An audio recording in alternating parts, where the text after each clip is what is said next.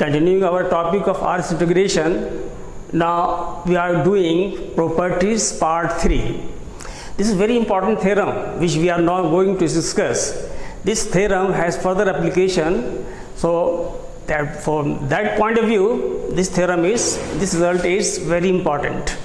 The statement of the theorem is, let f belongs to R alpha on closed interval AB, small m less than equal to f less than equal to capital M, phi is continuous on closed interval small m capital M, and hx is equal to phi of fx on closed interval AB, then h belongs to R alpha on closed interval AB.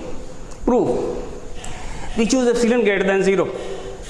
Since phi is continuous on closed interval small m capital M, it is uniformly continuous also on closed interval small m capital M. So there exists delta greater than 0 such that delta is less than epsilon. Especially I have taken delta less than epsilon, and mod phi s minus phi t less than epsilon. Number 1, if mod s minus t less than delta. Number 2, where st belongs to closed interval small m capital M. This follows from the definition of uniform continuity of a function.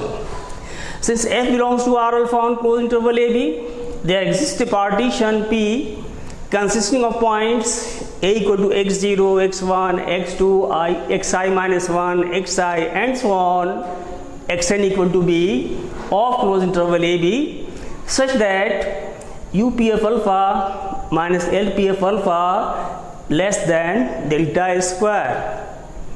This follows from the necessary and sufficient condition of RS integrability of a function. Let capital Mi small mi be the bounds of f, and mi star small mi star be the bounds of h in closed subinterval xi minus 1 xi. We divide the numbers beginning with 1, 2, 3 up to n into two classes A and B, such that I belongs to A if capital Mi minus small mi is less than delta, strictly less than delta, and I belongs to B if capital Mi minus small mi is greater than equal to delta. So we have divided this set of numbers 1, 2, 3 up to n into two classes A and B. If I belongs to class A, capital Mi minus small mi is strictly less than delta, and if I belongs to B, capital Mi minus small mi is greater than equal to delta. So these are the two categories for which this set of numbers, n numbers, has been divided. First, we suppose that I belongs to A. Then, by this definition, capital Mi minus mi less than delta, that is mod s minus t less than delta. This follows from 2,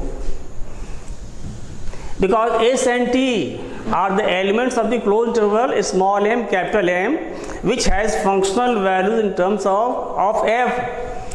So mod phi s minus phi t will be less than epsilon. By this definition, if mod s minus t is less than delta, mod phi s minus phi t is less than epsilon from 1. So mod phi s minus phi t is less than epsilon, that is capital Mi star minus small mi star is less than equal to epsilon, because these are the bounds of h. These are the bounds of h where h equal to phi of fx in closed interval small m capital M. This follows by 1. As capital Mi, now this is justification of this, as capital Mi star small mi star are the bounds of h, where say hx1 is equal to phi of fx1, that is equal to phi of s, and hx2 equal to phi of fx2 equal to phi of t, where this s is fx1 and t is fx2. Then we have, when I belongs to A, capital M I star minus M I small m I star less than equal to epsilon. Next, we suppose that I belongs to B, second class B. Then capital M I minus small m I is greater than equal to delta by this definition. And this will be less than equal to, so we have, now we want to calculate the value of capital M I star minus small m I star. So capital M I star minus small m I star, this can be written as equal to modulus of capital M I star minus small m I star. And by definition of, by property of mod, this will be less than equal to mod capital M I star plus small mod of small m I star.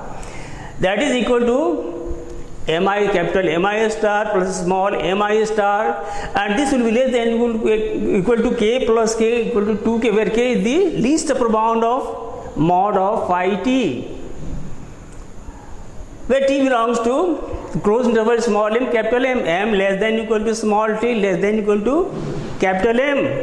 That is, when I belongs to B, m I star minus m I small m I star is less than equal to 2k. Suppose it's number 5. Yes. Now I belong to B implies capital M I minus small m I greater than equal to delta according to our supposition. That is, delta is less than equal to capital M I minus small m I. This implies delta times delta alpha I will be less than equal to m I minus small m I times delta alpha I. We have simply multiplied both sides by delta alpha I. Then on taking summation, delta sigma delta alpha I will be less than equal to sigma capital M I minus small m I delta alpha I. This is nothing but UPF alpha minus LPF alpha. So in the next step, it is delta sigma delta alpha I less than equal to UPF alpha minus LPF alpha, and this is less than delta square by 3. We have already supposed it in equation number 3 that this is less than delta square. On cancelling out delta, we are left with sigma delta alpha I less than delta. Suppose number 6.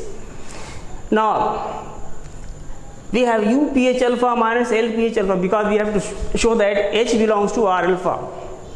For this, we will have to show that UPH alpha minus LPH alpha is less than epsilon.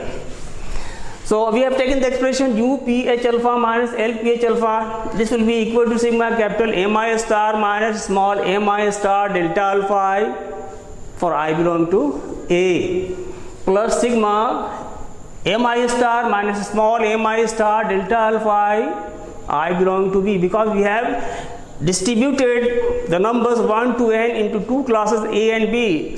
So this will come in terms of sum of two terms. First term for I belonging to class A, second summation for I belonging to class B. And this will be less than equal to sigma epsilon delta alpha I plus sigma 2k delta alpha I from 4 and 5, because in 4 this is less than epsilon, and from 5 this is less than 2k. So we have replaced simply these terms, that is m I star minus small m I star, first for epsilon, second by 2k. So this is less than equal to epsilon times sigma delta alpha I belong to A, plus 2k times sigma delta alpha I belong to B, and this will be less than equal to epsilon times this summation will be alpha B minus alpha A. So this is alpha B minus alpha A plus 2k into delta, since delta is less than epsilon. This follows from 2k, this from 6. This follows from 6.